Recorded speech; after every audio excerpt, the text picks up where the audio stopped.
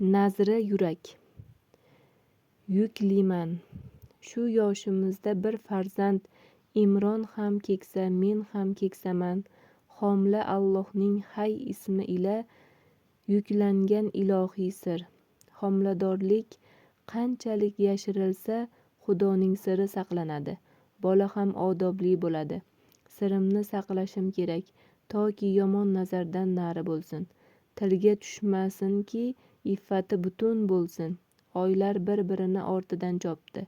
Har kun farzand xayoli bilan shukr duosini kanda qilmadim.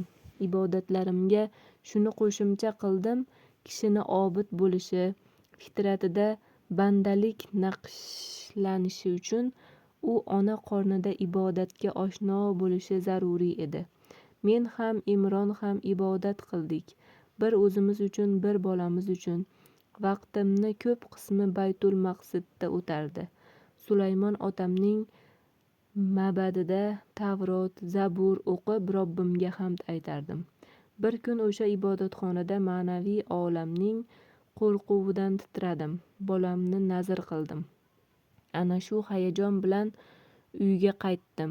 Imron ham uyda edi.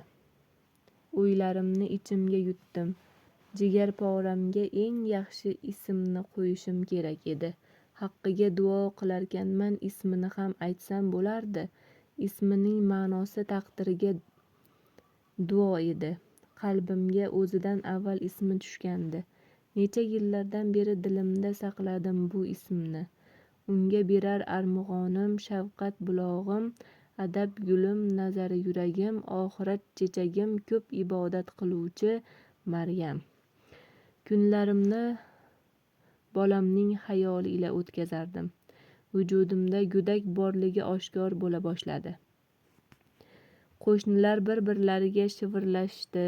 El og'zida gap turmadi. G'iybat shunday narsa, suv ostidagi yog'dan ham tez yoyiladi.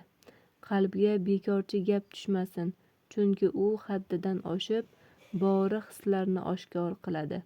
G'iybat tuhmatning kalitidir. Bir-biriga gap berishmadi.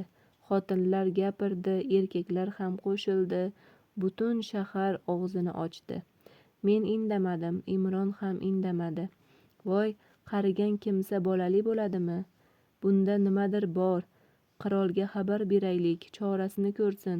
Balki qornida ilon bordir. Shunaqasi ham bo'ladimi? Yaqinda keladigan Masih payg'ambardir u. Ha, o'sha Hanna bilan Imrondan boshqa kimdan bo'lishi mumkin? Masih bir bokiradan tug'iladi.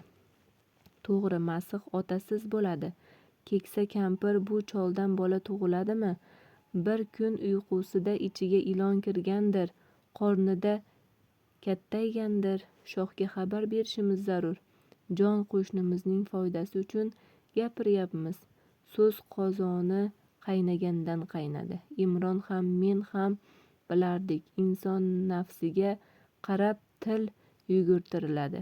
Ikkalamiz ham lab qimirlatmadik. Og'zimizga qulf solib, qalb maydonida so'zlashdik. Duo bilan, ibodat bilan, shukr va zikr bilan farzandimiz Maryamning dunyoga kelishini kutdik.